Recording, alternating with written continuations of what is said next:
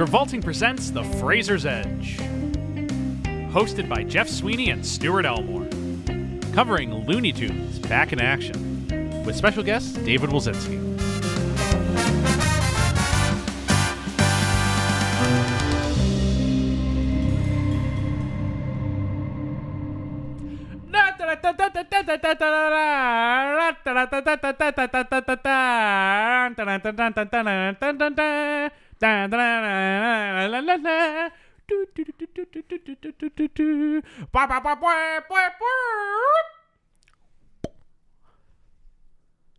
You know, that's all, folks. You know, we could have just put the music in the intro. Yeah, I don't think that's copyrighted.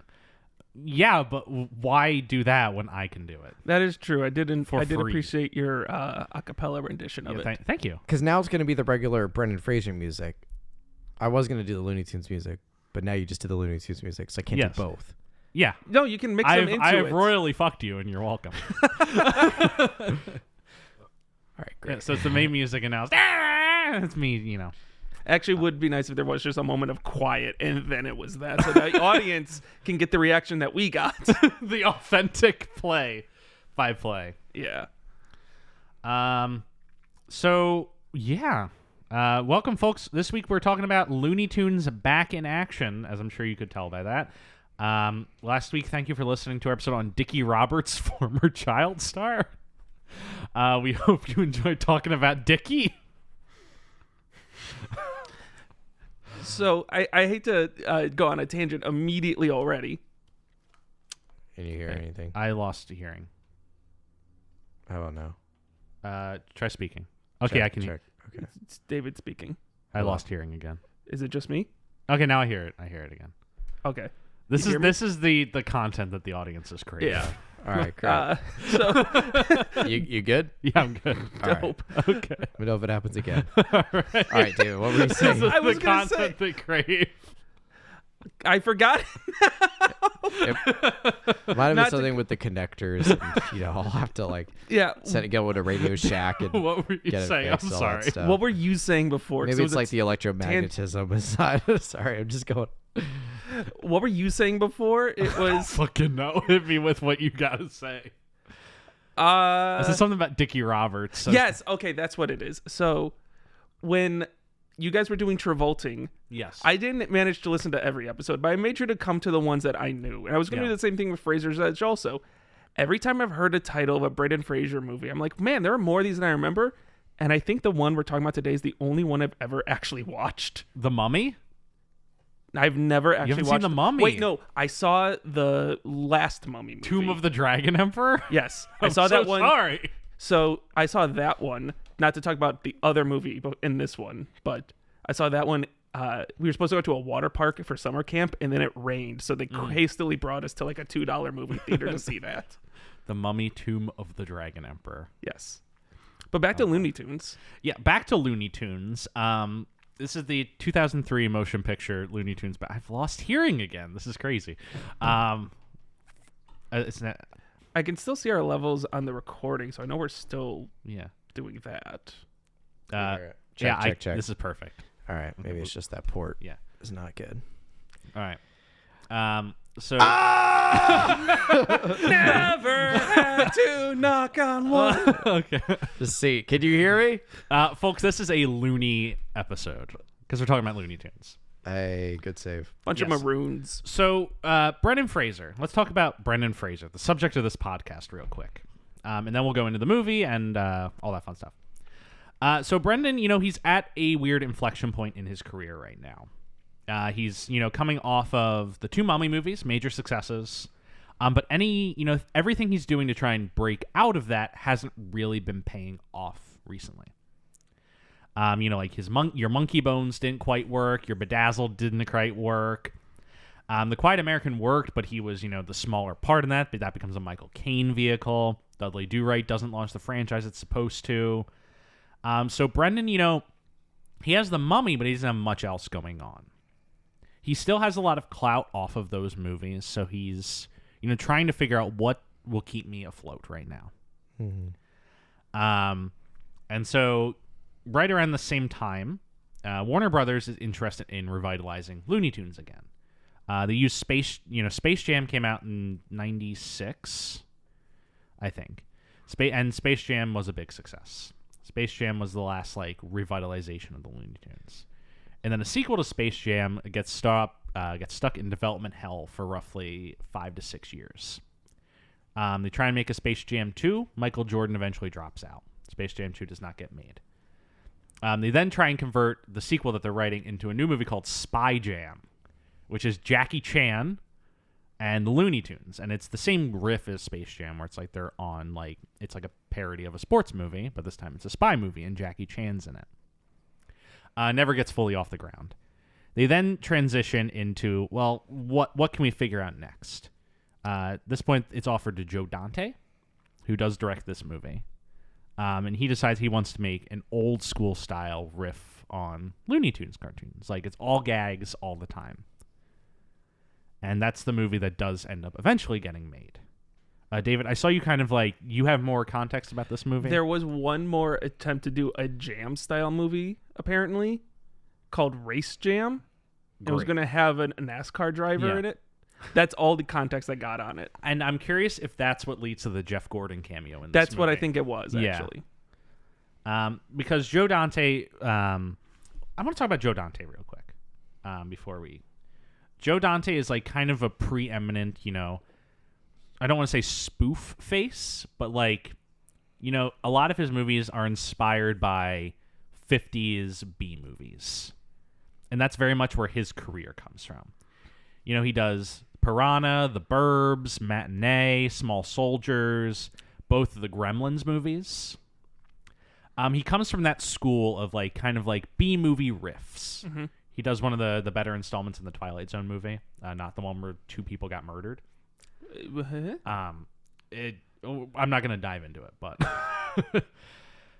I'll look that up later. Yes, but he's kind of a perfect fit for Looney Tunes style, humor. A lot of his movies are gag based. He's very expressionistic in his visuals. He's very expressionistic in his ideas, and so he's very interested in making this movie. He's also really big on mixing animated and live action elements to it, with you mentioning Small Soldiers especially. Yes. He's an experimenter. He likes doing stuff like that. He likes playing with effects.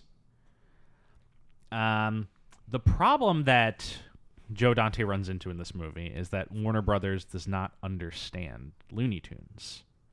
And he basically fights with Warner Brothers for the entirety of this movie. What? Warner Brothers screwed over the artistic visions of people? Shocker, right? Right. Because Joe Dante very opposed to Space Jam as a concept. He's like, that does not understand the Looney Tunes characters. They're not basketball players. They're like comedians. Like, they do gags. They don't, play in a team.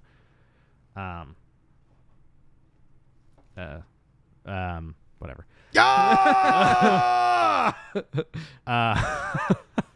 God. Ask me why I screamed later, audience. Yeah. But just stabbed a fork in his leg. So he comes in and he very much says like, I'm gonna make this movie. I'm gonna make it the way I want to make it. It's gonna be very, B movie inspired.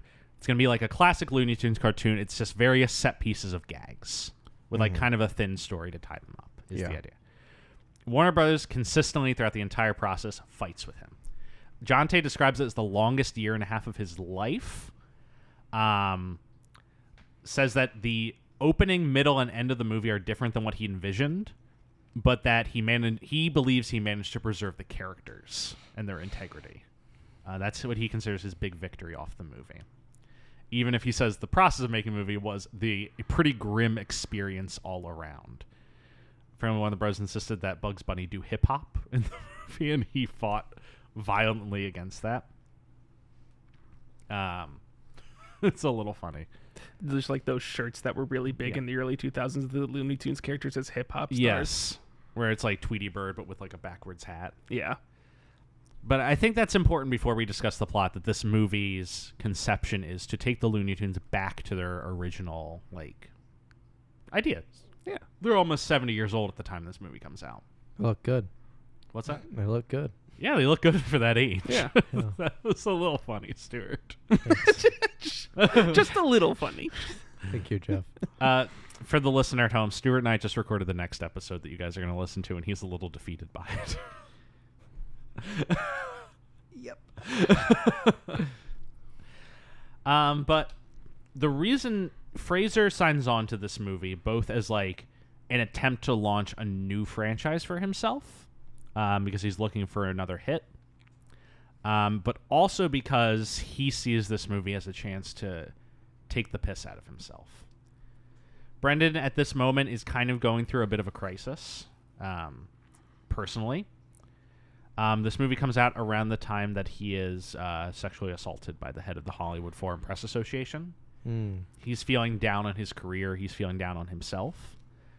And it's depressing to say, but he says, like, the reason that he wanted to do this movie is I wanted to take the piss out of myself before someone else could.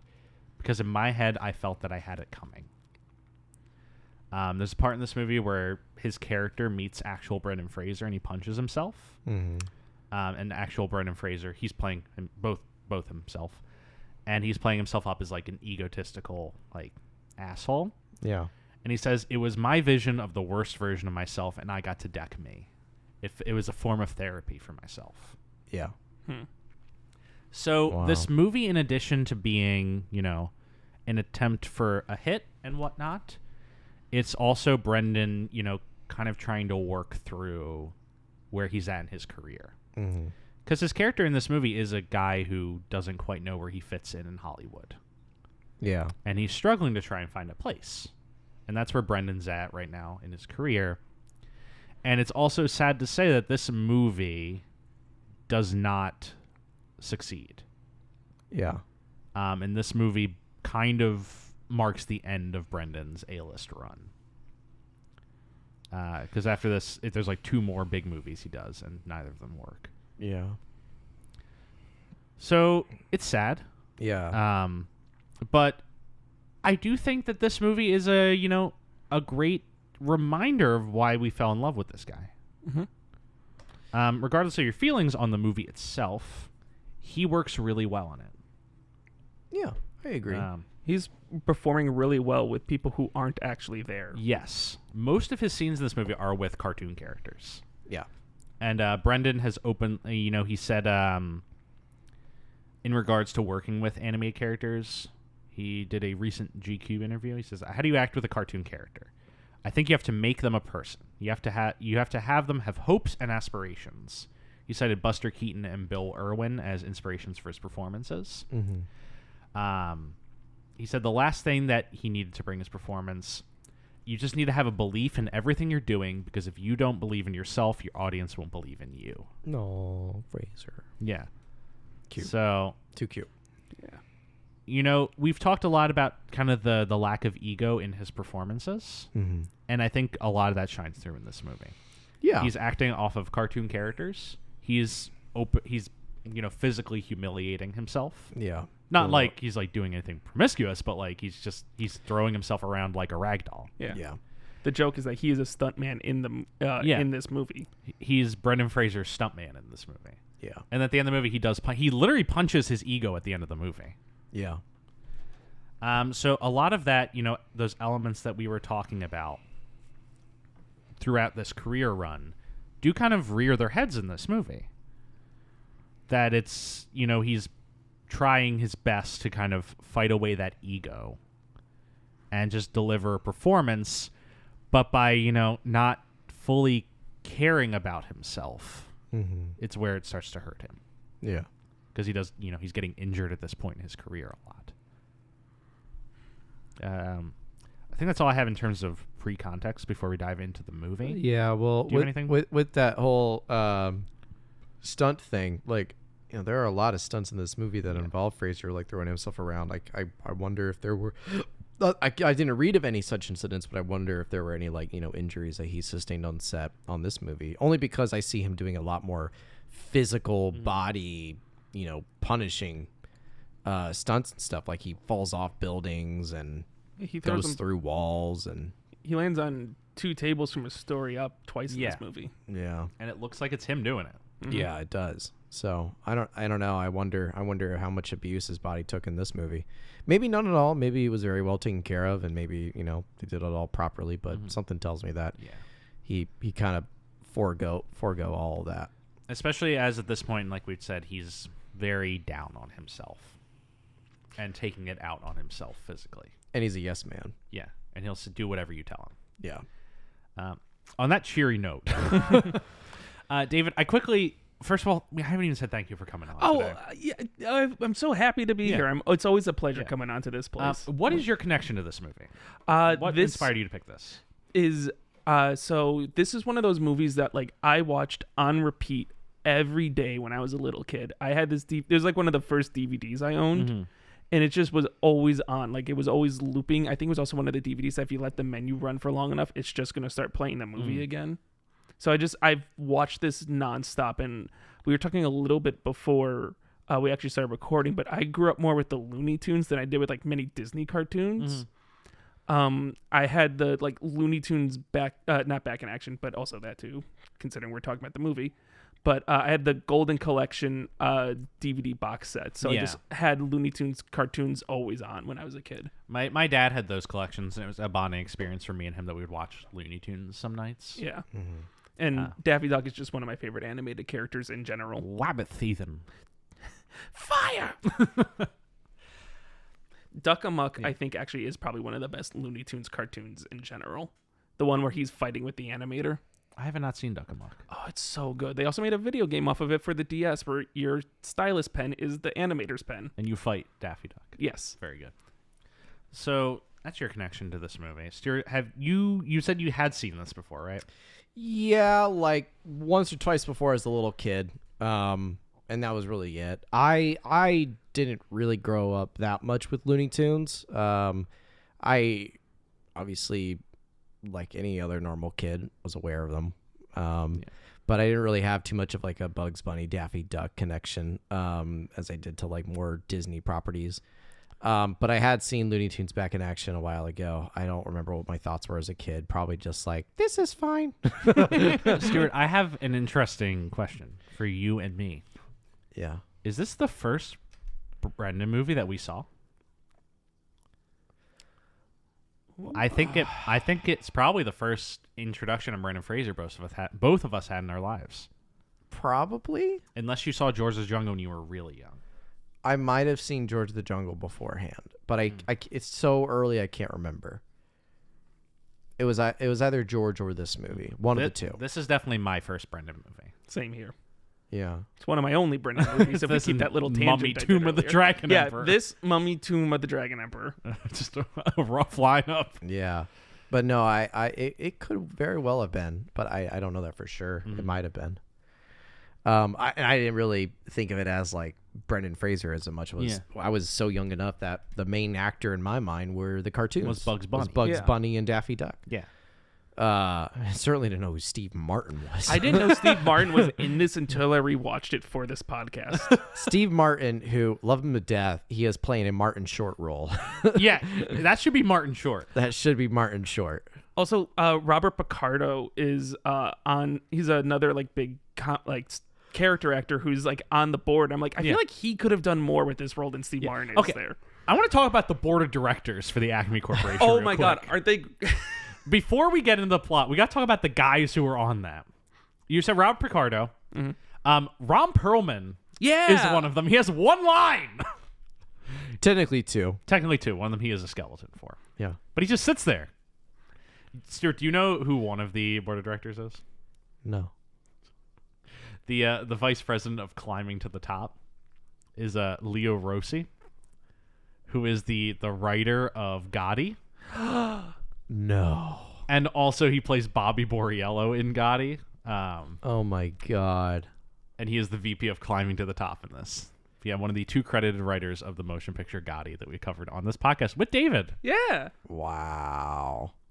I don't think he has any lines, but he is sitting there. And I was like, oh, fuck, that's Bobby Borriello. The VP, what everyone a VP is actually pretty great. It's VP of stating the obvious, VP of never learning, VP of rhetorical questions, VP of climbing to the top. And I think one is VP of Child Labor. Yeah, VP of Child Labor. Put espresso in their sippy cups. Why do we have to make 7-year-olds make shoes in sweatshops in China when we can make 3-year-olds do it? Oh, man. Do we want to dive into the plot? Sure. What plot? Plot. The loose connection of scenes that are a plot. The skeleton that gets the scenes. The skeleton of Ron Perlman of this movie. He's like, I abstain, Yana. Yeah. I mean, we start off with... I mean, how else do you start off with a Looney Tunes movie other than a Looney Tunes cartoon? We start with the duck season cartoon. And it gets out of it very quickly. Mm-hmm. Yeah. Because it starts with, like, the duck season's like, rabbit season, duck season, rabbit season, rabbit season, duck season, fire! And then, Daffy gets his head blown off. Yeah. And we pull out to a boardroom. Daffy, who is seamlessly an indestructible person. Yes. I think he gets all melted Looney at one Tunes point. Yeah. He gets melted, crushed, beheaded, shot. He does get beheaded. By a laser. By a laser. And he Pirates of the Caribbean dead man's chest that head. Yeah. His beak gets Follow removed my several voice. times. Follow my voice. No, that's a tree. We are going to later talk about my favorite joke in this movie, which is the pendulum of doom. And I just want to acknowledge that right now. It's a good bit. No, not the pendulum of doom. That's too much. That's overkill. But no, we cut out to a boardroom from this cartoon where we meet the Warner Brothers, who are just twins. Yeah. It's Dan and Don Warner. Yeah, Dan and Don Warner. You know what my girlfriend said when we watched What? this? She said, do you think one of them's name is Donald? The other one is Danold? And I was like, or his name is Daniel. Daniel? Daniel? Donald and Daniel. That would be such a good joke if it was Donald and Daniel. Angelica, if you're listening to this, good work on that one. But Daffy Duck and Bugs Bunny are also present in the room, as is Vice President of Comedy Kate Houghton, Played by Jenna Elfman, who, if you don't know her name, she, at this point, is coming off of the show Dharma and Greg, where she received a Golden Globe and Emmy for. Is she any relation to Danny Elfman? No. And does that have any relation to Dharma and Jalad? No. Damn. But she did the ABC sitcom Dharma and Greg, and this was kind of her like big break into movies. The Looney Tunes back in action movie. Yes, it's like That's a big break into movies? like she does a 5-year run on a very successful sitcom, and she finishes up the sitcom. She's gotten Golden Globes and Emmys off of it, and it's like, all right, I finished up the sitcom. It's time for me to move into movies. And so this is teed up as like her big entry point into Hollywood. Is it's her, she's in a two-hander with Brendan Fraser. It's an established property. This is like what gets her on the scene. Yeah. I think the fact that she basically goes back to TV after this is a great indication of how this movie did, which is sad. But yeah. VP of Comedy. But yeah, she's the VP of Comedy. And Daffy Duck is saying he's sick of playing second fiddle to Bugs Bunny. And wants his own movies. Mm-hmm. And the Warner Brothers are like, no. Yeah, your chart is in the down where Bugs Bunny's chart is in the up. Yes. So they fire Daffy Duck. They fire Daffy Duck. That's Donald, but okay. Oh, yeah, you're right. Get your shit together, fuckface. I told you I grew up with Disney. Yeah. I do kind of love the fact that the plot of this movie is that Warner Brothers didn't understand their property and had to fix it really quick. Yeah. Because they fire him, then we're like, we need him back. And then a few years later, they do the same thing with DC. Yeah. DC and just every other property they own. It's a disaster over there right now. Did anyone see Space Jam 2? No. Don't. Good. Why would I? Yeah. Granny does the Matrix bullet dodge scene. And Rick and Morty are in it for a second. Yeah. The guys from the Clockwork Orange. Yeah. It's crazy. What was I just going to say? Oh, I have a soft spot for this specific type of plot. Road Trip. What? Road Trip. No, I love movies, like cartoon movies, where the cartoons are real people in the real world. It's very Who Framed Roger Yeah, Rabbit it's in terms of how very they Roger film it. Rabbit. Like, I love... Like, Roger Rabbit is just, like, a perfect movie to me. Like, I love that movie so fucking much. And I love all the parts in that movie that are just cartoons in, like, boardroom meetings. Yeah. Being like, hey, I want a bit of paw in this picture. Like, the baby's, like, waving a cigar around. Yeah. And I love that this movie picks up that energy. It does. For this beginning part of it. Yeah. But, like, even for the rest of the movie, it's about, like, these cartoon characters have real-world presences. Mm-hmm. And I love that so much. Yeah. But they fire Daffy Duck. He's thrown out of the studio, and Kate orders security guard / stuntman DJ Drake, Brendan Fraser. DJ Drake. Yeah.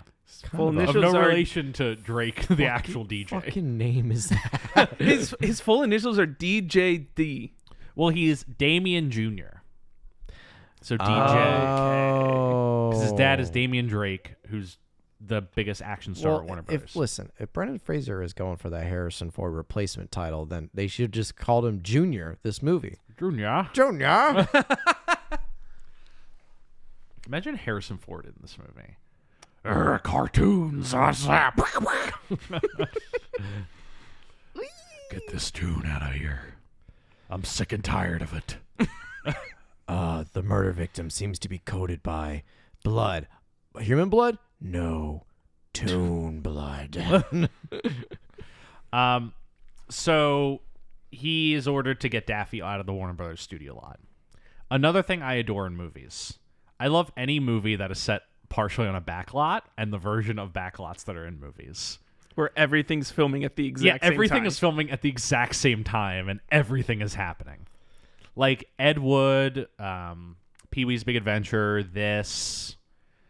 You know, there's 1.5 million movies that are set on backlots. Liar, or Big Fat Liar. Big Fat Liar. Any movie where it's like the guy walks out of the soundstage and there's like 300 fucking people in between the soundstage and like pushing backdrops and like there's all these guys in crazy costumes like milling about. I love that shit. I love the movies. I love being reminded of the movies. And so Daffy Duck tries to run, and DJ Jake chases him through the Warner Bros. Backlot. This is a very fun chase scene also. They do end up climbing up a building, and Daffy Duck jumps off the side, and DJ tries to jump after him and ends up spoiling a take for the new Batman movie. Yeah. Which is being directed by Roger Corman, apparently. Yeah. It's also called, if you read like their chairs, it says Batman Again. Batman Again. There's a guy in I think it's the Val Kilmer bat suit. Yeah, it's the Val Kilmer sonar it's the suit Val painted. Kilmer black. Batmobile. No, it's the Tim Burton Batmobile. It is. Is it the Tim Burton Batmobile? I thought it was the Tim Burton one. Well, I think the Tim Burton Batmobile is like the same as the Val Kilmer Tim. I think it's Batmobile. the Val. I think it has the wings. But the wings. Yeah.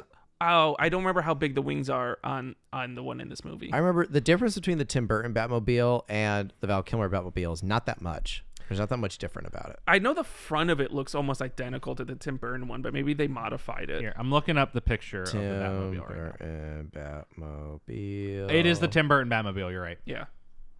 Although it's like weird, they added a center pole to it for the cockpit to open and close. Yeah. I'm looking up the Val Kilmer. Yeah, the Val Kilmer Batmobile looks very different. It has like a big center fin, right? Yeah, it has a center fin, and it doesn't have like the circle on the front. Like the exhaust fan on the front. Although I do know the Val Kilmer one, I think is the first time they got the bat emblem to not rotate with the wheel. Because it's like in the middle there. Yeah. Like it's not actually a part of the hubcap. It's just like attached to the frame itself. Is the George Clooney Batmobile similar? Like no, his is the only Batmobile that's a single cockpit without like a thing that goes into it. It's just a single seat in the middle. Oh yeah, I'm looking at the George Clooney one now. I found an article called "Every Batmobile from Every Batman Movie," and I clicked on it because I'm a fiend. Yeah. All right, so here's the Batmobile that we get in this movie. It is, it's this. This is the Batmobile in this movie. This is the one from Batman and Batman Returns. Yeah, the Tim Burton one, and supposedly the Flash. Yes, the Flash, a movie that will definitely come out. Val Kilmer, they're using the Val Kilmer suit, though. Also, real quick, here's just all the Batmobiles. There's the Batman. Which is just a car. That one actually is a car. It was the one for the 60s movie. I mean, just the 60s series was a concept Lincoln car that the set designer bought for $1. Imagine. And then sold it for like a couple mil. Here's the George Clooney one. It's atrocious. That is terrible. Toyetic. I mean, that movie's... I do think Batman and Robin actually has a lot of, It's got a lot of camp charm to it. Yeah, no, it's a lot of fun. Batman doesn't just always need to be grimdark. Yes. He can be funny. Mm-hmm. Some days you just can't get rid of a bomb. Speaking of Batman being funny, Looney Tunes back in action. The Brendan Fraser ruins the stunt. Yeah. And Batman's at the top of the building like, what? What are you doing? And Roger Corman comes up and starts yelling at DJ. That airbag cost a lot of money. Meanwhile, Daffy Duck gets in the Batmobile to try and make his getaway. DJ sees this and pulls Daffy out, but the Batmobile's already in motion, and it flies forward and crashes into the Warner Brothers water tower, knocks it over, and floods the backlot. Mm-hmm. DJ is fired. In the background of DJ getting fired, the Batmobile is still apparently on the loose. It's like doing a chase, and there's like a team of 20 guys chasing after it, deep out of focus in the background. Yeah. It's so funny. I also love the fact that they make him take off his badge, rip off his pouch, and then just take off his shirt anyway, so there wasn't a point to the first two actions. Just keep going. Okay. Okay. Did we lose sound again? No. Just keep going. It's fine. Okay. We'll keep going. So DJ's fired, and he goes home. He discovers then that Daffy Duck has hid in his backpack. Daffy and him are like, God. He tries to throw Daffy. Crash really messed me up. I'm just gonna say it. Our Crash episode really messed me up. That you'll listen to next week. Yeah, we recorded that right before this. So Daffy discovers that DJ's dad is Damian Drake, who's the #1 action star at Warner Brothers. Mm-hmm. He's Timothy Dalton, and it's just James Bond movies, but they all have like good parodies. Like they're all fun titles like "Die Again," and whatnot. Daffy's insisting to him that his dad is actually a secret agent. Mm-hmm. And that being a secret agent who plays secret agents in movies is a great cover story for being a real secret agent. DJ insists that's not the case, and then his a projector screen illuminates. Well, first his remote starts ringing. Yeah. And he picks it up and presses a button, and the projector screen just appears in the wall. Yeah, no, it's a like, painting. Yeah, the that painting slides down and it turns into a TV. And a little projector pops out of like a thing. Yeah. And we get a video message from his dad, Damian Drake, who's in a fight with ninjas. DJ. I don't know if that's how he talks. DJ. Yeah. He's like, DJ, my son. I'm being captured by... That's pretty good. Yeah, that's a good impression. I'm being captured by the Acme Corporation. You must go to Dusty Tales in Las Vegas and mention the Blue Monkey. Talk to Dusty Tales. Yes. What does Acme stand for? Have you ever figured that out? Other than it's close to acne? No. The name Acme comes from the Greek, where meaning summit, highest point, eternity, or peak. Neat. It is. Yeah, it's from Greek. It's just what Looney Tunes went with. Acme is people use the name Acme because it for their companies because it appears at the beginning of the Yellow Pages. Oh. So you would be the first thing that people would see when they look for something. Have we already gone through a Steve Martin scene? No. Steve Martin's in this, folks. He is in this movie, and he plays the main villain. Yeah. Acme. I think the chairman. Yeah, the chairman. That's his name. That's his name. Mr. Chairman. Mr. Chairman. Mr. Chairman. Yeah, just that's all he's labeled in IMDb. You just have to imagine the fire.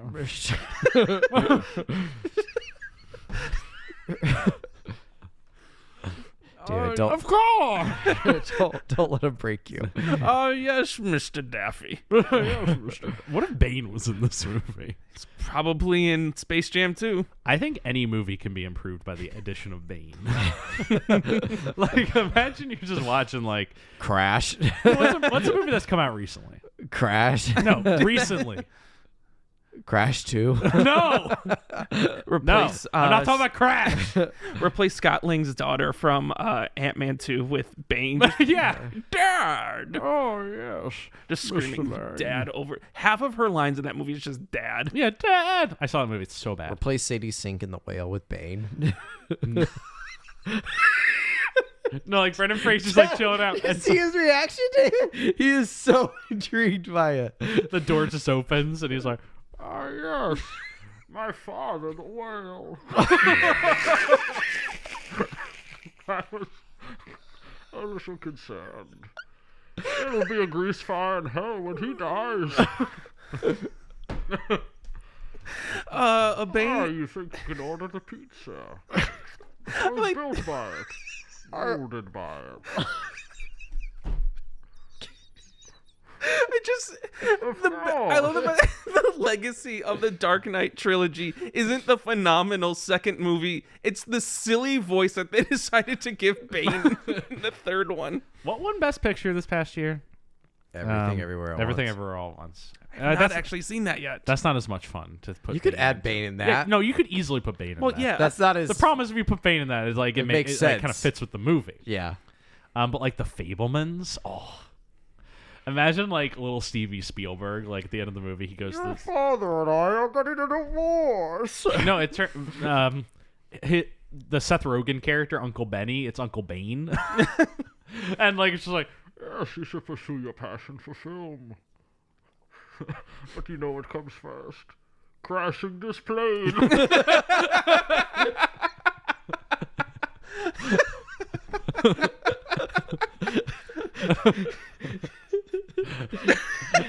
Of course, yes. With no survivors. No survivors. Do you guys remember the original Bane voice? When they did like the preview screening for the opening scene of that movie before Mission Impossible Ghost Protocol? Oh no, I don't. If you saw Mission Impossible Ghost Protocol on IMAX, you got the opening scene from The Dark Knight Rises, and it was Bane on set recording. They did not ADR it or overdub it, and it was borderline incomprehensible. It sounded like this. Oh, no, what is our plan? It was incomprehensible. So they had to go back and re-record all of the Bane dialogue. That was the comprehensible version of Bane in that final movie. They re-recorded all of the Bane dialogue for that movie. Wow. In studio. It doesn't matter, Rio. What matters is our plan. And our plan turned the whole human race into monkeys. We will have the blue monkey. Speak of the devil, and he shall come. We shall take this son of a sparrow and get the blue monkey for ourselves. Get the blue monkey virus. Stuart, I got a question for you. Yeah. Lean forward. Lean forward. Do you feel in charge?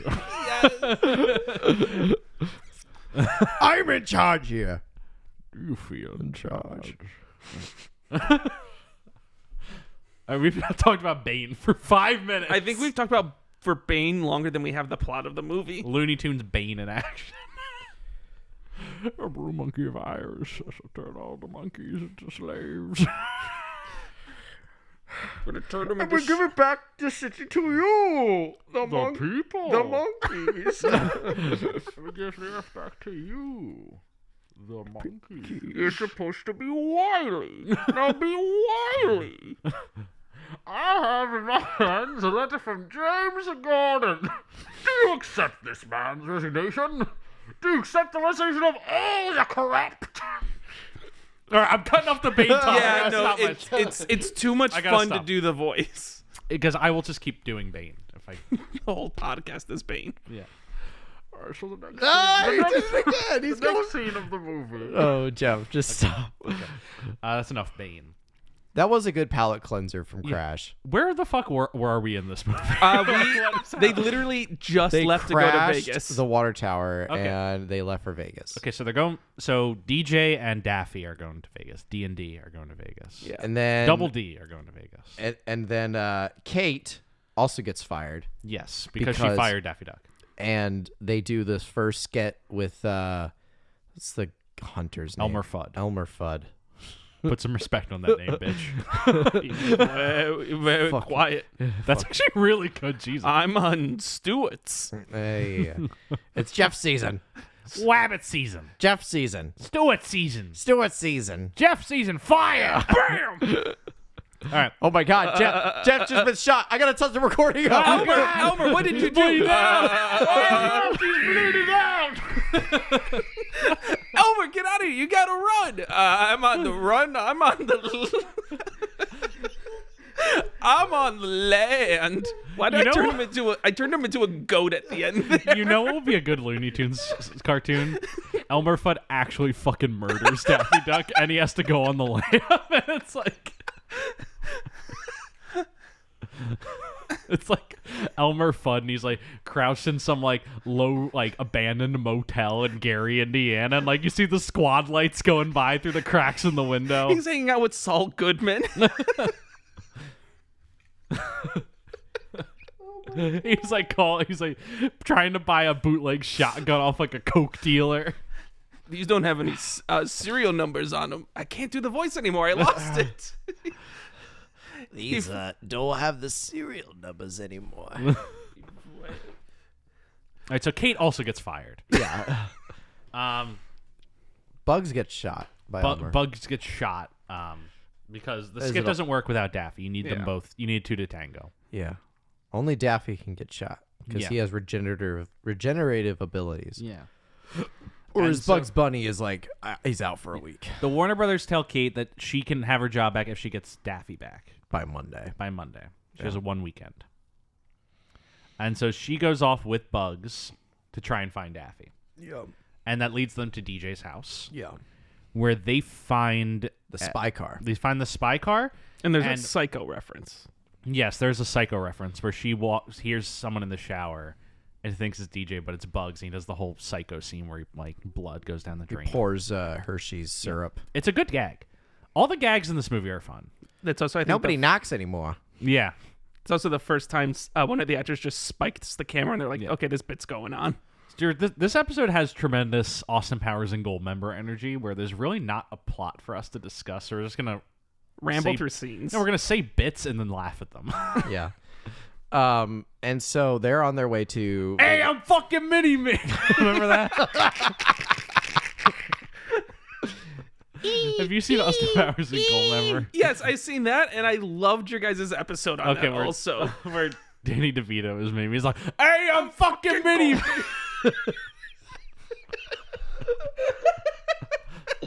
Danny DeVito as Elmer Fudd. I'm fucking Elmer Fudd! Hey! Imagine if that's how the beginning of this movie started. Is it started with a live action making of Looney Tunes, but instead of like it's real life actors playing the cartoons, and it's the cartoons as the executive watching. Yeah. And so we literally have Tom Cruise as a Bugs Bunny, and he it's literally just Tom Cruise wearing a normal Tom Cruise outfit, but with animated Bugs Bunny ears. Looks at the camera, CGI takes a bite with the buck teeth out of a carrot, what's up, dog? And then cut to the boardroom conference. I didn't say the voice well enough, you know? You know what the actual correct way to start this movie would be? What? We should start on a grassy field in somewhere in former Soviet republics. And a Jeep drives through the grass. We pull up to a spy plane where Aidan Gillen is waiting. They load three bagged men into the plane. I fucking hate you. They take off. I wish you would. He's interrogating. Choke on your own tongue.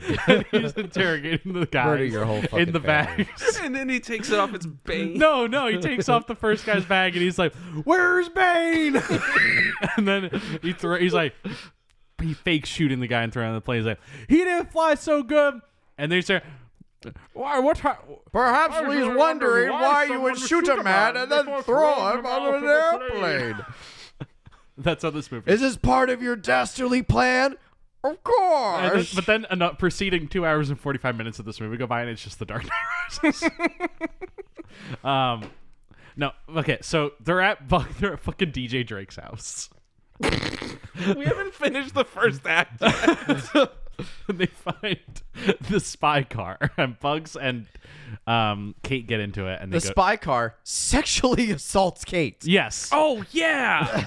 we need to talk about that. Yes. Because Bugs starts pushing buttons on the spy car. One releases a nuclear bomb that destroys all of Manhattan. Yeah. Millions die. That's not actually what happens. It goes off in the middle of a desert. Yeah. But anyway, he pushes another button, and then like these weird mechanical arms come out, and it changes them all into a costume and outfit. Also, notice that the spy car, the steering wheel's on the other side because it's British. It's British. Blimey, in it. It's a In it. Fernie Branca. A Fernie Branca. It's a British car. I went to that cafe, and every day I ordered myself a Fernie Branca. We talked a lot about Fernie Branca in our the Quiet American episode. You know what's funny about this, Jeff? Yeah. We've talked about The Dark Knight Rises a lot on this show. No, here's the thing. It's funny. It's like that we're going off on all these tangents and doing these ridiculous bits and jokes, but it's almost in match step with this fucking movie. Oh, yeah. So it makes sense for us to do it. Yeah. Whereas other movies, we'd probably want to curb our references and bits. Stuart, how do we one day do a Dark Knight Rises up? Who do we got to cover? Michael Caine. Do we do Cain? Do we do Cain and Abel? Is that the name of the show? Where does the Able come in though? Like ABLE. Like we're able. Ready, Cain and Abel. The title can be worked on. Yeah. Walking Cane or Walking Cain. Just fucking Talking old. Cane. Talking Cain. Or Maybe it's just talking. my cocaine or Podcast cocaine. Hey, okay. Future podcasts put on hold. They get to Vegas. Yeah. So DJ and Daffy are Brendan Fraser and Daffy, to emphasize. there's a funny bit when they're driving and he's like, so what do you do? It's like, well, I'm a stuntman. It's like, oh, what kind of movies you did? Well, you seen those mummy movies? I was in them more than Brendan Fraser was. Yeah. Ha ha. Yeah. Funny Brendan Fraser slapstick bit. Although when I was a kid, I didn't realize he was actually Brendan Fraser. I thought he was just saying he actually was the stuntman in that. Which, I mean, he was. In theory, yeah. He did a lot of his own. He did his own stunts, as we know. Yeah. Yeah. So they're driving like a beat up old car. That was the cover for the spy car. Yes. They make it to Vegas. Yeah. And they pull through the City of Lights to Yosemite Sam's casino. Yeah. Because Yosemite Sam is now a casino owner. And I fucking love Yosemite Sam. Two of my favorite Looney Tunes are Yosemite Sam and Foghorn Leghorn. Oh. Both of whom are present in this scene. You know what we missed? We missed a really, really good bit. What? In the diner when Kate and Bugs are talking about how they're going to get Daffy back. Yeah. And when the camera cuts in, we see a plethora of cartoon characters talking. Among them is the cartoon Shaggy Yes. and Matt Lillard. And Shaggy's like, well, I just don't understand. You made me seem like a stoned guy. And he's like, yeah, I'm sorry. I just, I did the voice to try to stay true to the character. It's like, well, just don't screw it up for the sequel. And then Scooby tries to bite him. Yeah, and Scooby's like, Scoob! yeah, don't mess up the sequel. And I'll give you a Scooby snack. There was a great tweet a few months ago, and it was just, I'm bleeding out, Scoob. And just no other context. It just said, I'm bleeding out, Scoob. It doesn't matter who we are. What matters is our plan.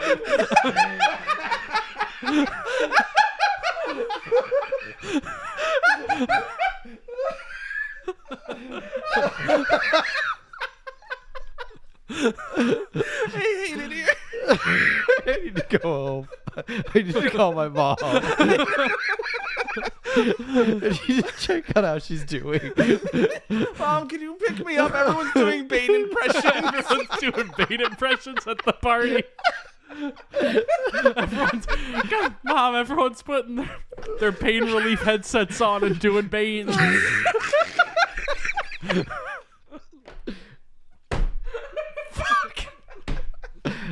Fuck. The goof at me in the sequel. I'm coming after you. Do the Bane voice. It's a popular thing now. Imagine when they do the Batman No Way Home and Bane comes out of the portal and he's back. Oh, God. So they're at Yosemite Sam. Yosemite Sam. So they're at Vegas. Yes. They're in Vegas. They're at Yosemite Sam's. My favorite characters, Foghorn Leghorn and Yosemite Sam, are there. And Foghorn Leghorn is the presenter. He's like, I do declare, we're presenting our show, Dusty Tales. I say. That's a good Daniel Craig impression. Oh, fiddlesticks. So, meanwhile, Yosemite Sam gets a voice recording from Steve Martin, the Mr. Chairman, who tells him we need to stop DJ Drake from getting to Dusty Tales. And so Yosemite Sam rallies his posse, quite literally in this case, to take out DJ. It's just dudes, jamokes. Yeah. Meanwhile, we get a show. Yeah. Dusty Tales comes out, and I can't remember what song she's performing. But like all these like guys in Yosemite Sam outfits are dancing around. They're like, oh. It's just a bunch of Yosemite. I want to buy one of those Yosemite Sam costumes and just wear it around and get shot on the street.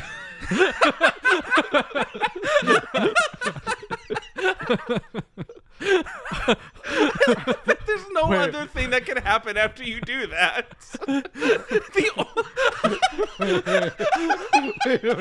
Wait a minute.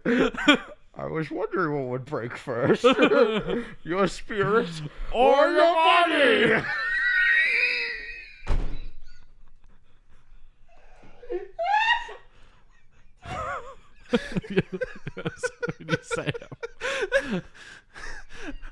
I said, I do declare. I do declare. Stuart, you good? If you want it to be good, you get yourself a bad guy. That's the song! Yeah, that's the song. I don't know the name of it. I just know that beginning. Got to get a bad girl. Oh. There's all these like horny ass Yosemite Sams dancing around. Oh my god! But Brendan Fraser, he bakes backstage and he puts on a Yosemite Sam costume. And he gets into the dance. Dusty Tales, I need to talk to you. Yeah. It's about my father. Damian Drake. And she's like, let's go backstage. And then we just cut to them backstage. Yeah. Literally, just a spin wipe. Yeah, it's like a spin wipe. Yeah. We're just in her room and she reveals she's a spy. Yeah. Who's undercover at Yosemite Sam's club. What? It's just The jamokes just attack. Oh yeah, no. Daffy Duck opens the door to the room. Oh, she gives them the playing card. She gives them the playing card with the Mona Lisa on it. It's a queen with the Mona Lisa in place of the queen. Yeah. They don't point this out until like an hour later in the movie. Mm-hmm. And Daffy Duck's like, that's not the blue monkey. That's worth nothing. That's not a king-size diamond. That's a queen of diamonds. It is a queen of diamonds. That's actually a good point. I didn't even put that together. And then he opens the door, and there's just a cannon there with Yosemite Sam and his his posse. And they're like, oh heck! And Daffy slams the door shut. The cannon fires and blows his head off. Yeah, he gets hurled across the stage into a fire extinguisher because they actually did do the fire extinguisher exploding practically. The cannonball passes through a changing room of girls. The cannonball then miraculously floats back with Daffy attached to it. It's like hozoinks, and then bam, goes back into the wall. It is. I want to point out the incredible compositing work in this movie. Yeah. Yeah. Like this is like Who Framed Roger Rabbit, and this like look so fucking difficult. Yeah. To do. Apparently, they filmed every take about 3. Well, they filmed it twice, but did 3 run-throughs of it at minimum of once with puppets. So they can actually see like what the blocking would be, like their height and how the everything. lighting would affect. Tommy Wiseau could never. Yeah. Weird pull.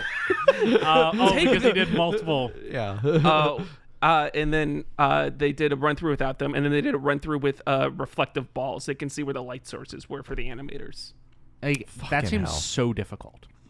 You imagine being the AD on that? Yeah. Oh my god. And the thing like that, especially like this is the last movie that Warner Brothers animation department does. Or they're hand-drawn animation. Yeah, at least the key frames are hand animated. I don't know about the in-betweens, but The last movie that they do is Osmosis Jones in 2001. And then the department is shuttered. But it is brought back just to do this movie. Because Joe Dante insisted it be hand-drawn for the characters to preserve their integrity. Mm-hmm. And I think that really just comes through, especially in a sequence like this when there is so much practically happening, and there's all these anime characters like bounding around and running through everything. yeah, Brendan Fraser actually gets into a fist fight with some of the animated characters. Yeah. It seems pretty seamless. Yeah, no, it looks perfect. It looks incredible. Like, say what you will about this movie, it was not easy, and it's quite an achievement. Yeah. To accomplish. But there, like, a chase scene just basically happens in this casino. There's a good part where they go to Foghorn Leghorn's poker table, and the what's that? Blackjack. Oh, blackjack, and the Queen of Diamonds with the Mona Lisa on it gets stuck in his like little card feeder, and Fraser and Yosemite Sam just both they're both like hit me, and Fraser just keeps getting aces until he finally gets the Queen of Diamonds, and Yosemite Sam says hit me, and Foghorn Leghorn just hits him on the head with a frying pan. Yeah. It's a good gag. It's a real good gag. It is. But We're a little left out. the chase leads outside, where the spy car appears. Oh, because, like, I remember this is when Bugs and Kate are sure. driving through. Like, we'll never find them. This city's massive. And then Daffy. They literally run into them. Yeah. Daft never misses a cue. Yeah. That was good. They literally run into them, and they hop in and take off in the spy car. Follow him. Yeah. Follow him. Dynamite? Who has dynamite? And then, for some fucking reason, Jeff Gordon rolls up in his NASCAR, like DuPont car. He's like, "Hey, check this. You know who I am?" And Yosemite Sam steals that race car. Yeah. And he and his goons are like, "Oh, heck!" And they start chasing after them. And a Vegas car chase occurs. An expensive-looking Vegas car chase occurs. Although a lot of, like, obviously sped up car footage that was Yeah. filmed at normal frame rates and Yeah. then jankily Just sped like, up. Yeah. It's fun. It's a technically impressive little car chase. It ends with them activating flight mode on the car. Yes. Daffy says, "Mother." Yeah. Oh, he says, "Take me to Mother." He says, "Going to Mother." Mm-hmm. And the car flies in the direction of Mother. Yeah. Yosemite Sam crashes into a building, and his plotline is done. They go halfway across the sky and run out of gas, is what happens, right? Brennan, like, switches it from autopilot to, like, manual. He hits the gear shift in the car. That's all I actually know that happens. Oh, yeah, he does.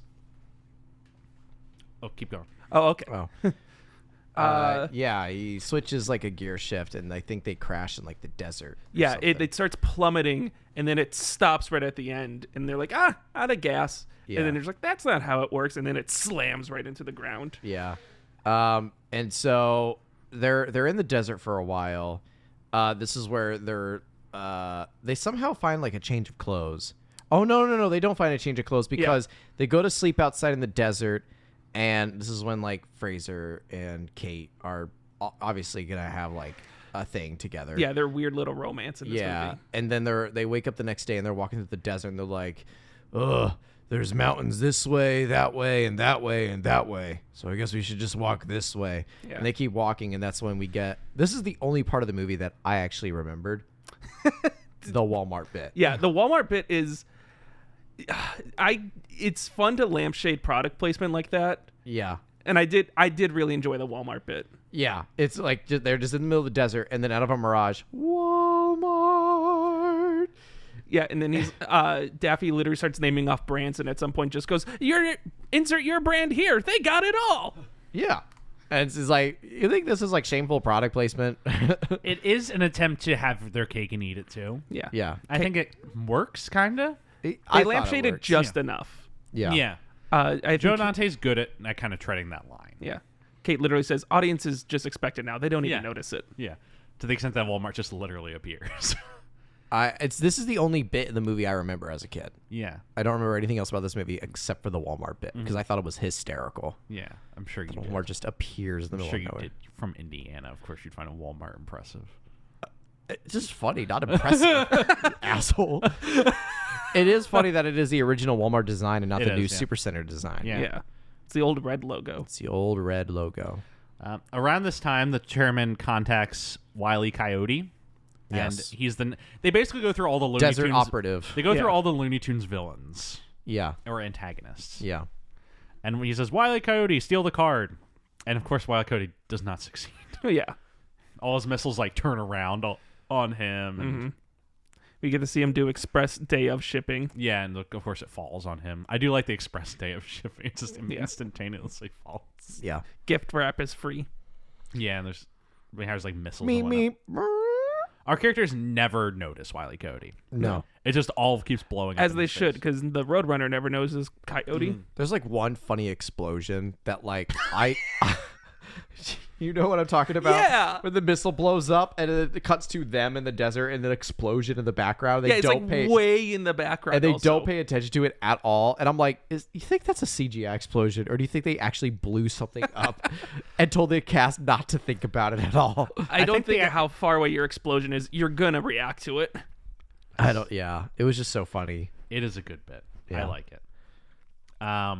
Movie's got good bits. And then they're walking through the desert some more, and that's when Fraser walks through a portal. He finds a portal in the desert. And he's like, guys, it's air conditioned in here. Come on in. And they enter like a secret military base. This is my favorite section of the movie. Area This is a great bit. 52. 2. They walk in and they find Mother, who the car was trying to bring them to. Yeah. Played by Joan Cusack. Joan Cusack, one of the most underrated actresses of our day. Yeah, she's incredible and she's so funny in She's a this. phenomenal great. actress. She deserves 3 Oscars. But the thing that I love about this scene is she says it's Area 51 was a lampshade to disguise the fact that the military actually kept the aliens at Area 52. Yeah. Which is good.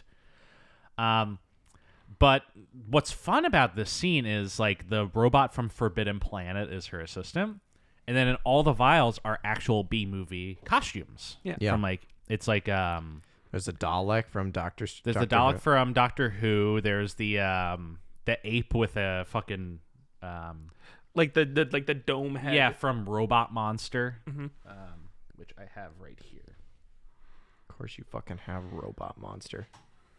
Yeah, there he is. See, Why do you have that movie? because it's so It's- fucking funny. Because it's Jeff. Moon monsters launch attack against Earth. Robot monster. But yeah, that's the guy right there. Wow. I also just think it's very fun that they actually like did a pretty convincing job with the Dalek costumes also, because this is still a solid year or two before the reboot happened. I think so, yeah. So they're still like firmly like 50s cheese or like early 60s Yeah, cheese that's the thing monsters. that's funny about the Doctor 2 or the Doctor Who element is that it is literally just like this back when Doctor Who was just a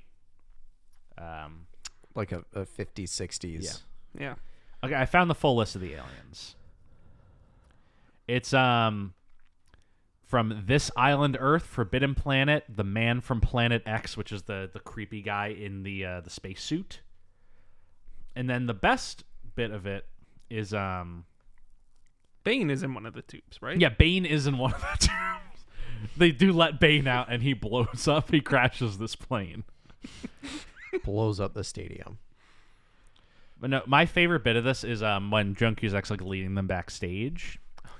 There's a Kevin McCarthy appears, not the House Republican leader, but the actor from Invasion of the Body Snatchers, playing his character from Invasion of the Body Snatchers, and he's just walking through. They painted him black and white, and he's carrying a pod for one of the pod people. And he's like, they're changing into us, and they're like, all right, Grandpa, come on. I think that's You're next. Joe Dante, like his career is so much inspired by 50s B movies. And I think this is a really lovely little way for him to express that love and affection. By just like putting all these monsters from classic movies into this lab, giving Kevin McCarthy a chance to reprise that role for just, a fun little bit, or acknowledging all these things that were formative for him and formative for the culture that this movie grows out of. Mm-hmm. Marvin the Martian's also in one of the tubes. Yeah. And also the tubes are just mason jars with air holes punched Yes. into them. That is a fun little detail of them. That is good. But he gets a call from the chairman. Now Marvin the Martian is the next operative. Who's Which he deployed. pulls out a ray gun and is able to get out of the mason jar Yeah. very quickly and easily. Yes, I shall get out. I love Marvin. Yeah, Marvin's great. I also just love his overly scientific and over enunciation of everything. Yes, I'm going to turn it in. I'm going to turn it. There it is. Every impression turns into a Bane What if impression. Bane was in one of these tubes? That would be really funny. Yeah. With no survivors. 9 years before The Dark Knight Rises, Bane's in one of these tubes. Well, it would have been like the early 2000s George Clooney Yeah, one. no, yeah, it would have Or been the Val George Kilmer. Clooney baby. It's like,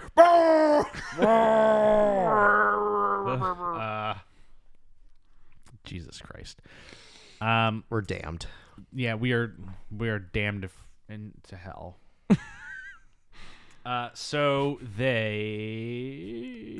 I think this is when like all Marvin the Martian frees all the other aliens, and it's like it's a revolution. Oh, Yeah. this is also where we learn Acme's plot, what the blue monkey is and why they want they it. watch a video. I'm trying to find. It's this mystical blue gem that's in Africa somewhere. Well, they don't know that yet. They know like this blue monkey is a diamond that turns people into monkeys. And Acme's plan is to turn the whole entire population of the world using a satellite into monkeys, to enslave them, to make more Acme products, then turn them back into humans to buy said products. Yes. I'm trying to find Capitalism, it's evil. today. And yesterday, and for the future. It's free real estate. I'm trying to find. So What are you doing, Jeff? no, the video they show that video, to the guys, and the actor who's playing like the agent within the video. I'm trying to find him. The guy's like, "This is the plan of the Acme Corporation." It has real how to spot a communist vibes. Peter in it. Graves. It's Peter Graves, who is also in Men in Black 2 in the exact same role, which is the reason why I was thinking of this. In Men in Black 2, he appears when they're watching that Mysteries in History video, and he tells them about like Sir Lena and all that stuff to the people who've seen Men in Black 2. But he's the one who's like, "This is the plan of the Acme Corporation. Put the diamond in space, turn everyone into monkeys." At that point, Marvin the Martian and the aliens lead the revolution. Yeah, they're revolting and they're destroying the lab. The score for this scene is lodged in my head since I was a child. The Yeah. dun, dun, dun, dun, dun, 'cause dun, it's- dun, dun, dun, dun, dun, dun, dun. It's also the DVD menu music. Yeah. That's probably why it's in my head. Yeah. The score is composed by Jerry Goldsmith. It's the last score he ever does. Oh. Wait, Jerry Goldsmith as in Star Trek Jerry Goldsmith? Yeah, Star Trek and Alien. This is the last score Jerry Goldsmith ever did. Yes. Tragic. He does this and he becomes too ill to finish the movie. So John Debney does the last reel. What's worse? Sean Connery's last movie being The League of Extraordinary Gentlemen? No, that's or funny. Jerry Goldsmith's last And number one, Sean Connery's last movie is not The League of Extraordinary Gentlemen. His last movie is Sir Billy. Get your fucking shit together. first live action role. Orson Welles' last movie was Transformers the movie in '85. It's so funny. Stuart, have you ever seen Sir Billy? No. It's an animation, isn't it? This is Sean Connery's final non-live action movie. Sir Billy. I don't think I ever need to watch that. I think just seeing the poster for that, I've now seen the movie. Yeah, I feel like I just saw the movie. I feel like I get it. I get what it is. Why do I feel like that guy talks in the Bane voice? Doesn't matter who we are. What matters is our plan. And our plan is to force people to watch Sir Billy. I think we've read it dry. I think the we've well read- is dry. The well is dry on the Bane voice bit. Of course. Yeah. Okay, so, the they run out of Area 52 with the card. They Because go now- to Paris. They now know they have to go to Paris, Go to the Louvre. go to the Louvre, and find the Mona Lisa. Yeah, they get to Nevada from Nevada to Paris by doing a screen wipe. Yes. When they're running out of Area 52, Marvin the Martian like holds a gun at them. He's like, "Stop in the name of Z!" or something. Oh yeah, yeah. It was like stop and be fricasseed. Yeah, I can't remember what he says, but that's been lodged in my brain since I was a kid. Is his delivery of that word, that sentence that I still don't know what he says. When that happened, I was like, "Oh, throwback. I remember that." Yeah. Memories. Stop. But they do escape and they go to Paris. Yeah. The next operative is deployed by Acme Corporation. It's Elmore Fudd.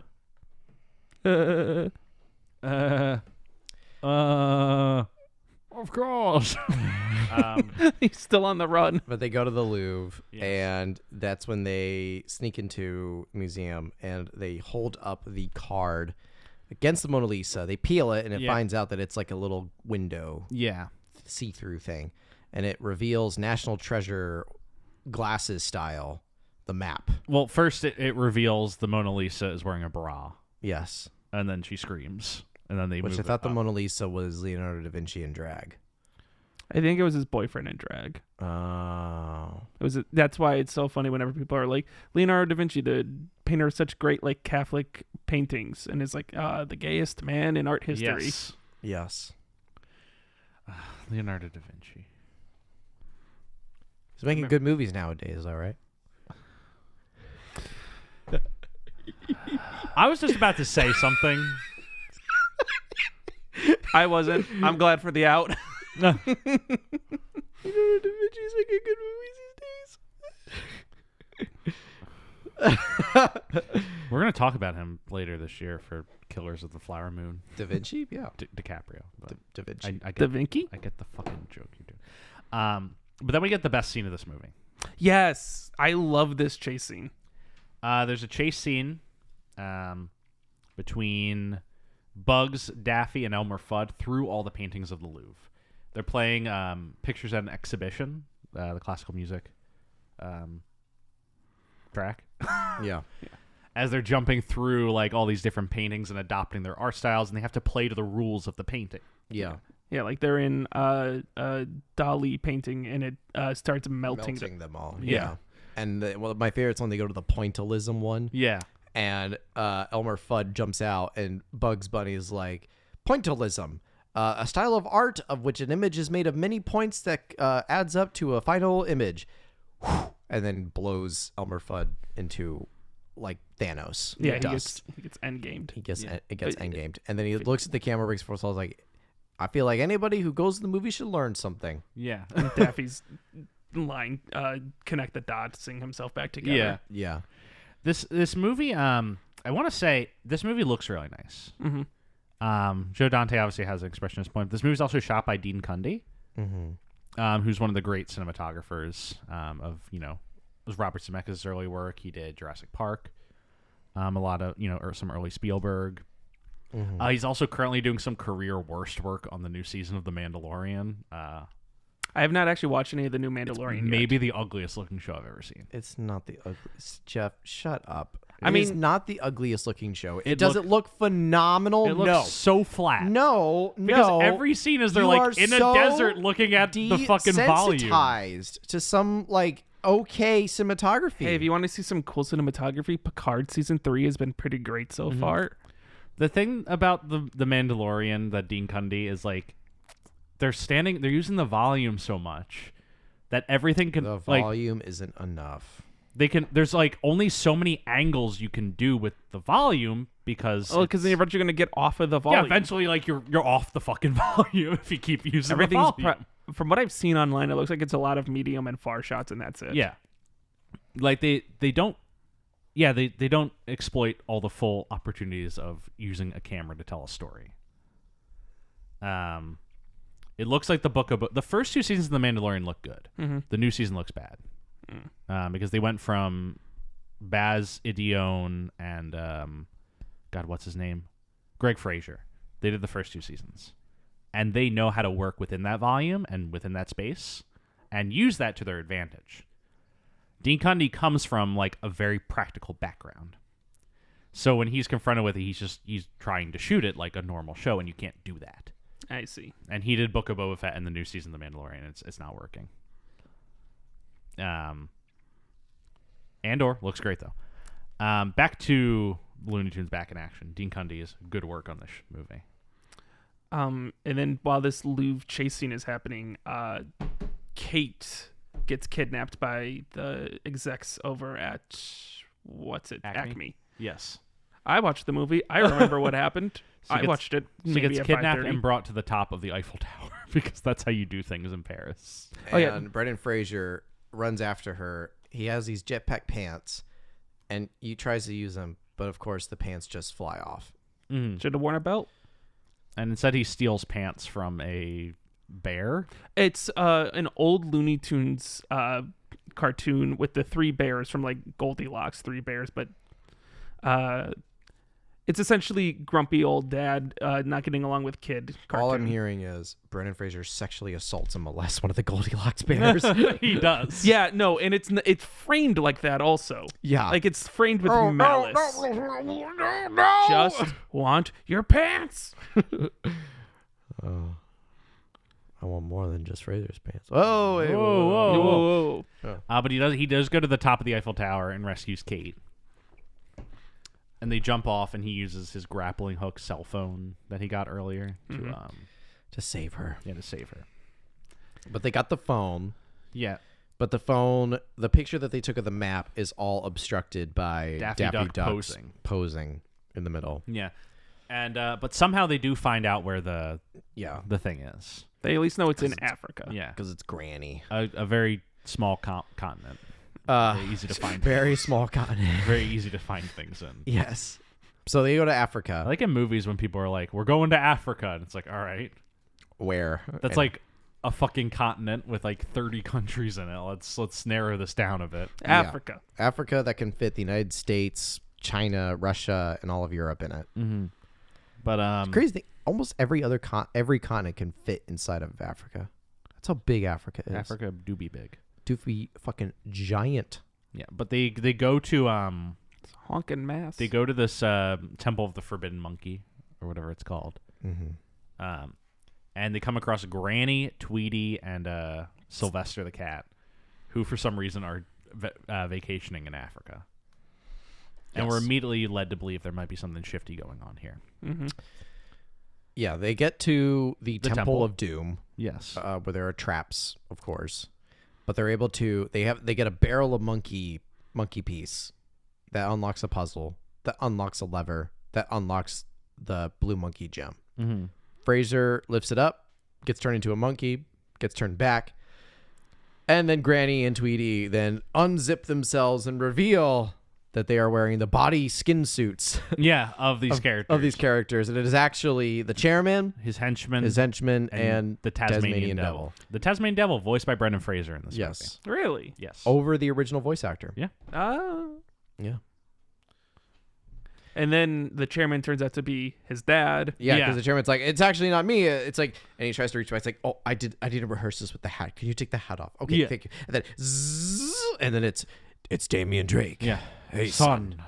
He's like, shut your feelings. You know it to be true. It's like, Dad, no. And it's like, well, it's not actually me. And then zips, and it's Michael Jordan. with stock footage from Space Jam. Yeah, it's Space Jam stock like archive footage. Yeah. And he's like hastily thrown in. Also, yeah, he's like, all right, boys, let's run some drills. This doesn't make a lick of And then he sense. unzips himself again, and it's actually the chairman. Yeah. You can actually still see like green screen fuzz coming in on him. That's how quickly they threw him Not in this. lit to look like he's there at all. No. He was barely lit to look like he was in Space Jam. Yeah. In Space Jam 2, they could not get Michael Jordan to come back in any capacity. So there's a part where they try and summon Michael Jordan to play on their team, and Michael B. Jordan comes out. I did see that clip. That's a good bit. Wow. The one good bit of that Why movie. did Michael Jordan not want to come? He's probably making too much money. Selling underwear. Saying fuck them shoes. kids. Fuck them kids. You seen that? No. It's like he's given the option. They're like, hey, if you... I'm going to look up the exact context of this. I don't want to besmirch. He did come under fire recently for something, right? He's come under fire a few times. You don't get that famous without going under fire every once in a while. Yeah.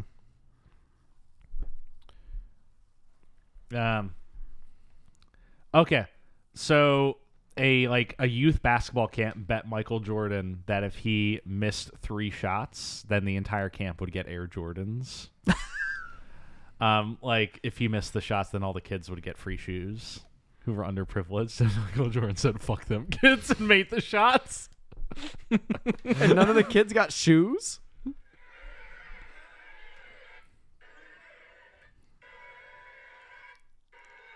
I'm trying to find the video of him saying "fuck them kids." Fuck them. Does he actually say? He fuck does them? actually say "fuck them kids." You guys have seen the Michael Jordan drug PSA from McDonald's, right? Yeah, I do believe he did actually give the kids the shoes. Oh, Okay. well then what the fuck's the problem? Eventually. Because it's just really funny that without the context, it's just, hey, if you miss, we get all these shoes. And he's like, all right. And it just goes super Why hard. is it framed like if he misses, they get the shoes? Yeah, it should be if he makes it. Yeah, it should be if you can make all these basketball hoops, these kids will get shoes. And it's like, all right. That'd be really funny because he like fucked them kids and throws the ball in the other direction. that would be some story. Yeah. That would actually be kind of funny. Just like, hey, if you make all these baskets, you can get all these kids' shoes. Cool. Starts pelting the audience with basketballs. Just chucks it at a kid's face. Ow! Fuck them kids, bro. But yes, the chairman captures them all and teleports them back to their skyscraper. They have switched body parts. Yes, and he has to go to the rebuilder or whatever the fuck it's called. But Yeah. then he takes them away and he says, "Work me and the love of my life.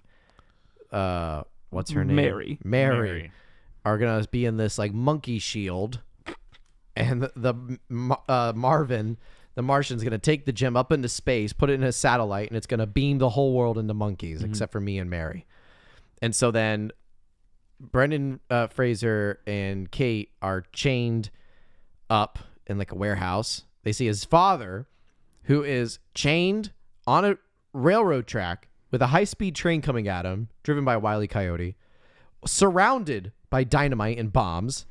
And then also a pendulum of doom. Yeah, he's like, no, I didn't ask for the pendulum of doom. That's too much. That's overkill. Why would I ever ask for the pendulum of doom? I thought the pendulum of doom was so fucking funny. It's like,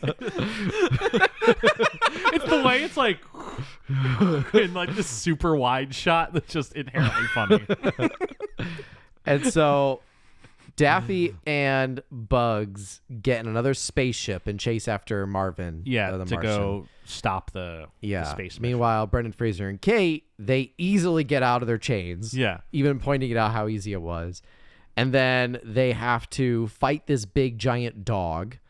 But then Fraser's able to, at the last second, get his dad out of the dynamite bed, save his dad. Meanwhile, Bugs and Daffy, I'm just speeding through this, are able to knock out Marvin's ship, get the gem. Bugs isn't capable of doing it, and Daffy has to save the day finally. Yeah. He finally gets to be the hero. Yeah, He Duck Dodgers. Duck Dodgers. He turns that's into what Duck it is. Dodgers. Turns into Duck Dodgers.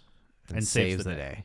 You know who to the rescue. And then the satellite does send one tiny beam off, but it is precisely aimed at the Acme Tower right when the chairman steps out of his monkey shield like, "Are you on monkeys yet?" Yes. Bing! And then he gets turned into a monkey. Yes. He's the only one turned into a monkey. Yeah. And so they all come out, they see the chairman is a monkey, and then... Pulls out really, really tiny monkey cuffs. Yeah. Yes, that one's monkey cuffs were... And then he has them on him.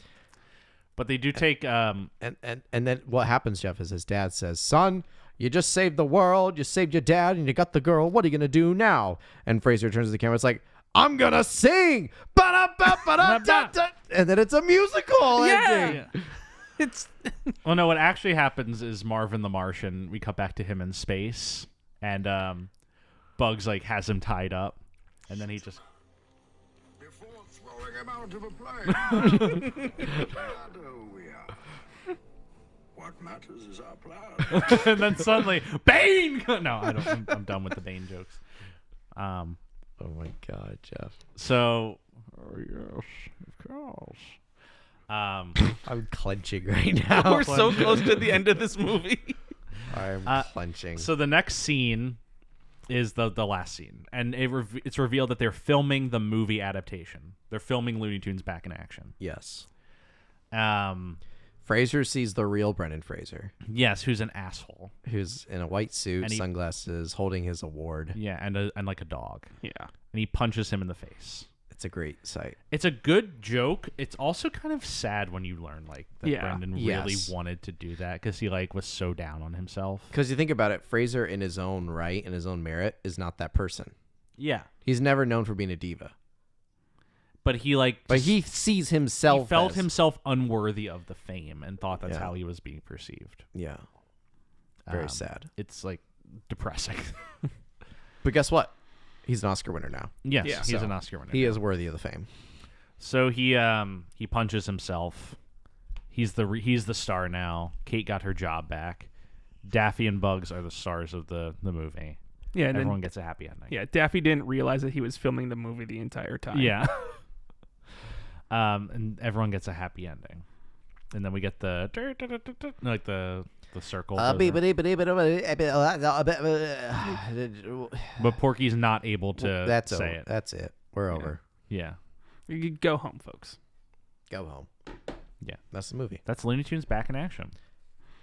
And then there's an end credit scene, Oh yeah. and it's cut to space. The sun creeps over the horizon of Earth. Camera pans over to the right, and we see a floating body. It's Marvin. Cut to an extreme close-up of his black face. Eyes open. Cut to. Travolting presents The Fraser's Edge. Hosted by Jeff Sweeney and Stuart Elmore. Covering Looney Tunes Back in Action. With special guest David Wilczynski.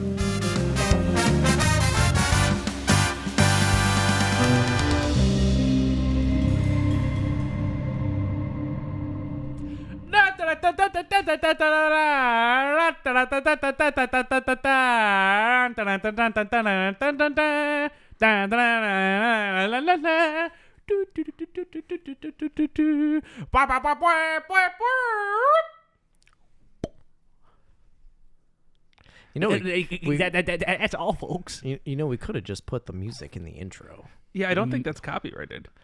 Yeah, but why do that when I can do it? That is true. I did For free. appreciate your a cappella rendition of Yeah, it. thank you. Because now it's going to be the regular Brendan Fraser music.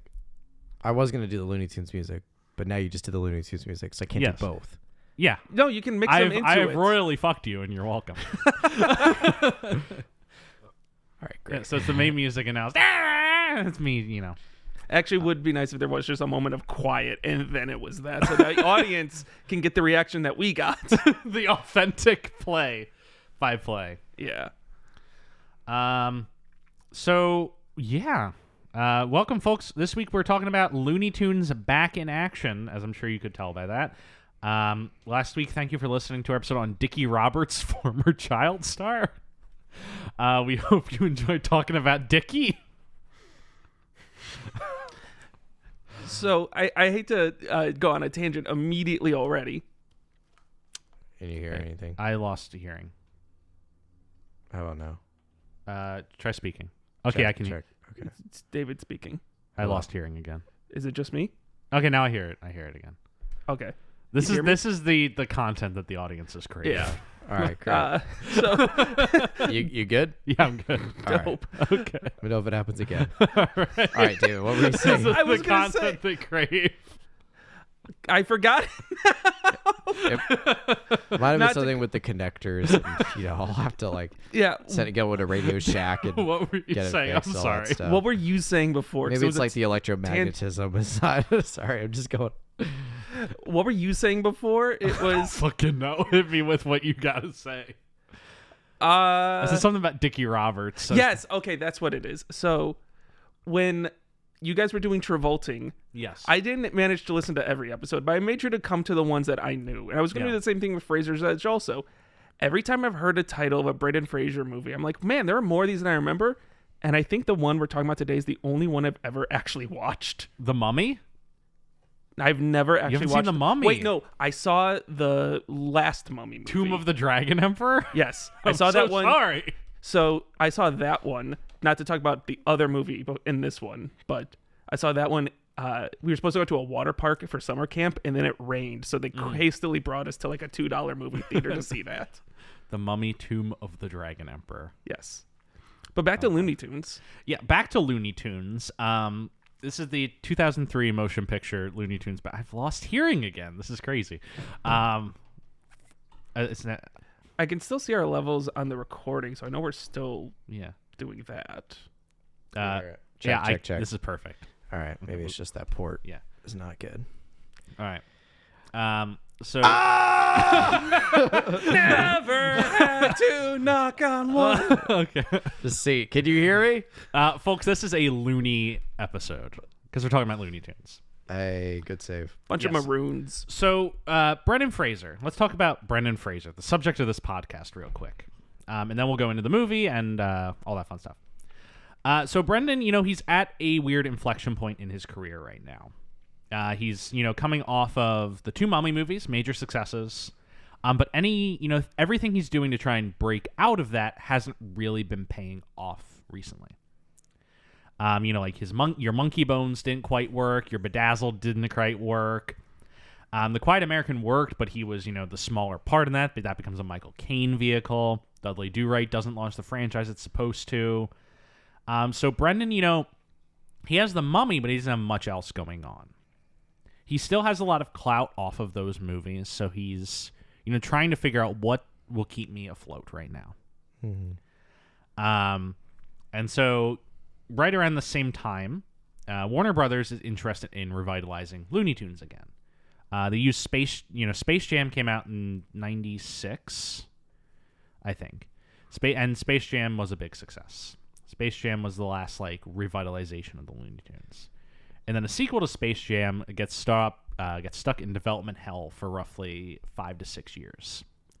They try and make a Space Jam 2. Michael Jordan eventually drops out. Space Jam 2 does not get made.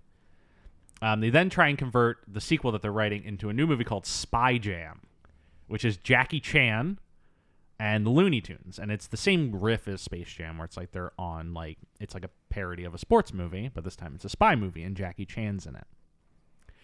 Never gets fully off the ground.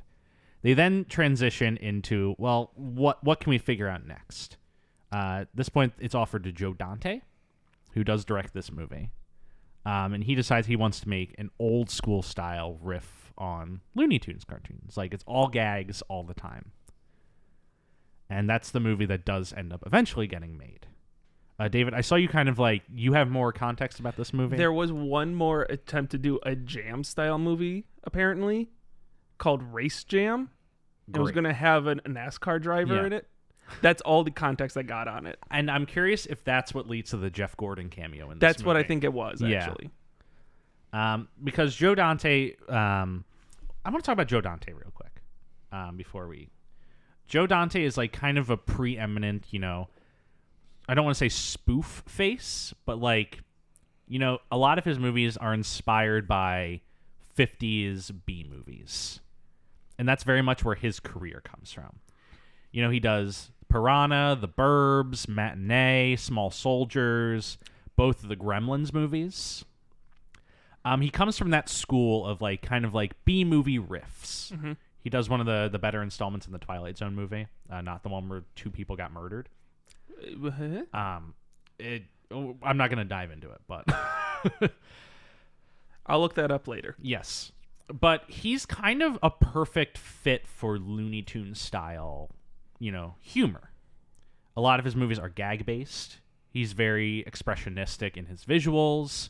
He's very expressionistic in his ideas, and so he's very interested in making this movie.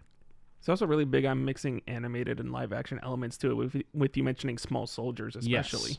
Yes. He's an experimenter. He likes doing stuff like that. He likes playing with effects. The problem that Joe Dante runs into in this movie is that Warner Brothers does not understand Looney Tunes. And he basically fights with Warner Brothers for the entirety of this movie. What? Warner Brothers screwed over the artistic visions of people? Shocker, right? Right. Because Joe Dante very opposed to Space Jam as a concept. He's like, that does not understand the Looney Tunes characters. They're not basketball players. They're like comedians. Like they do gags. They don't, Yeah. play in a team.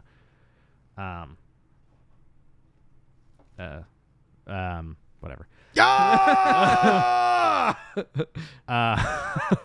Oh God. Ask me why I screamed later, audience. Yeah. But Just stabbed a fork in his leg. so he comes in and he very much says like, I'm gonna make this movie. I'm gonna make it the way I want to make it. It's gonna be very, B movie inspired. It's gonna be like a classic Looney Tunes cartoon. It's just various set pieces of gags with like kind of a thin story to tie them up is the idea. Warner Brothers consistently throughout the entire process fights with him. Jonte describes it as the longest year and a half of his life. Says that the opening, middle, and end of the movie are different than what he envisioned, but that he believes he managed to preserve the characters and their integrity. That's what he considers his big victory